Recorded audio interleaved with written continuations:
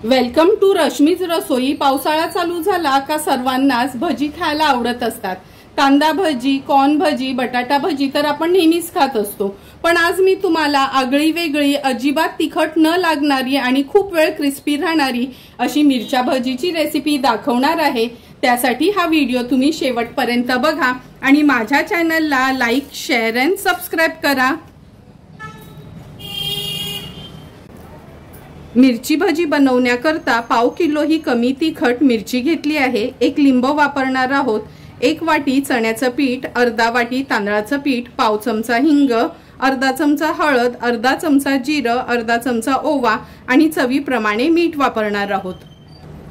मिरचीची भजी बनवण्याकरता सर्वात आधी ही मिरची आपण स्वच्छ धुवून घेतली आहे।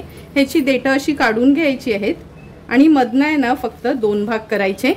तुम्हाला हवं असेल तर ह्या बिया तुम्ही काढू पण शकता, नाहीतर ही कमी तिखट मिरची आहे, खूप अशी तिखट पण लागत नाही। सर्व मिरच्या मी अशाच कापून घेते।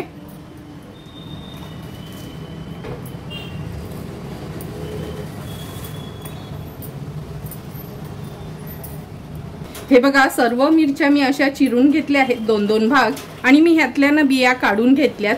तुम्हाला जर नसतील काढायच्या आणि नाही काढल्या तरी चालेल। आमच्याकडे कसं लहान मुलं काही जण खात नाहीत, म्हणून मी ह्यातल्या बिया काढून घेतल्या आहेत। आता ही मिरची भजी खूप तिखट लागू नये म्हणून मी एक लिंब पिळून घेते ह्याच्यामध्ये।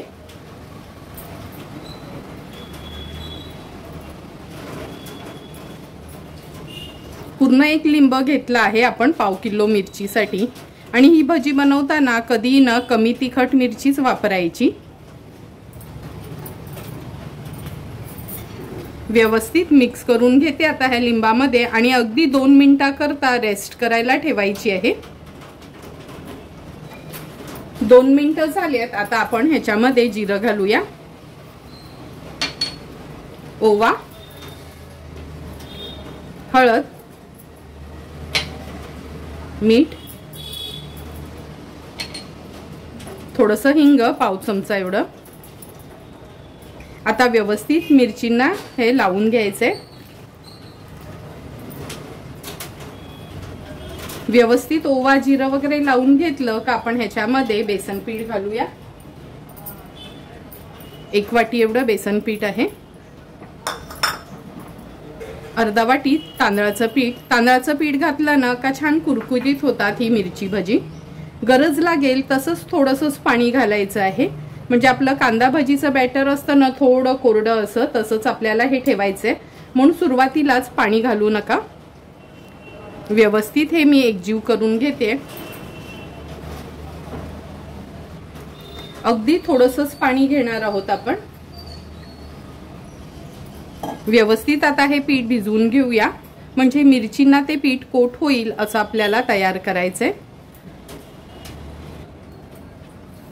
अशा पद्धतीने हे बघा, मिरच्यांना पीठ लागलंय पण आणि मिरच्या दिसतायत पण, असं हे बॅटर आपण तयार केलं आहे। आता लगेचच तेलामध्ये ही भजी सोडूया। तेल पण छान गरम झालं आहे। आता ही भजी आपण ह्याच्यात सोडणार आहोत।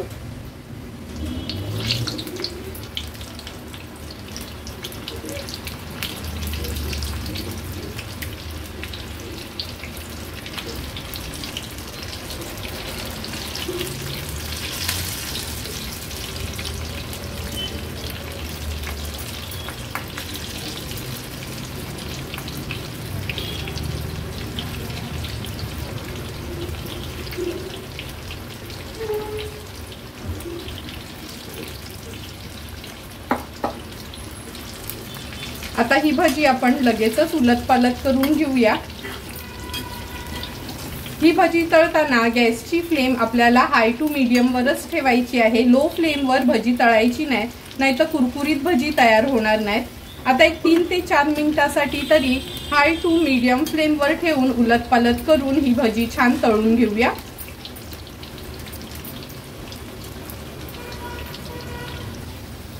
तुम्ही बघू शकता अगदी 3 ते 4 मिनिटातच आपली ही मिरची भजी व्यवस्थित तयार झाली आहे। खूप जास्त बेसन पण दिसत नाही आणि मिरच्या पण दिसू लागल्यात, म्हणजे अगदी परफेक्ट आणि टेस्टला खूप सुंदर अशी आपली ही मिरची भजी तयार झाली आहे। आता उरलेली भजी देखील मी अशाच पद्धतीने बनवून घेते।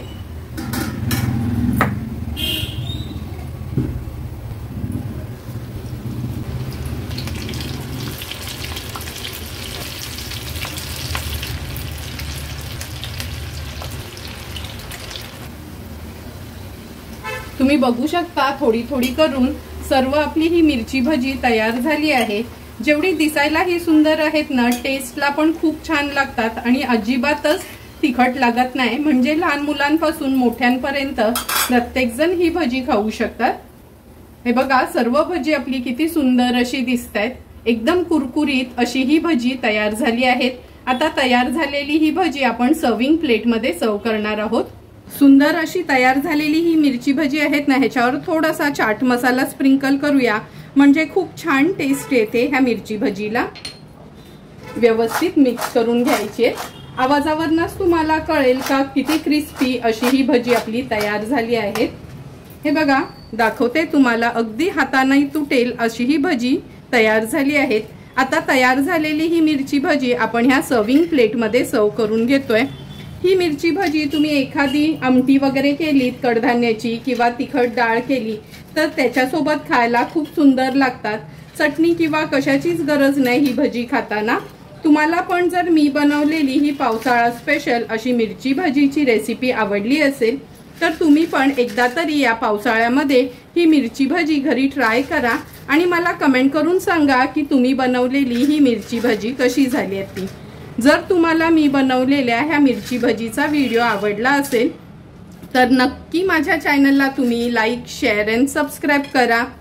Thank you for watching my video.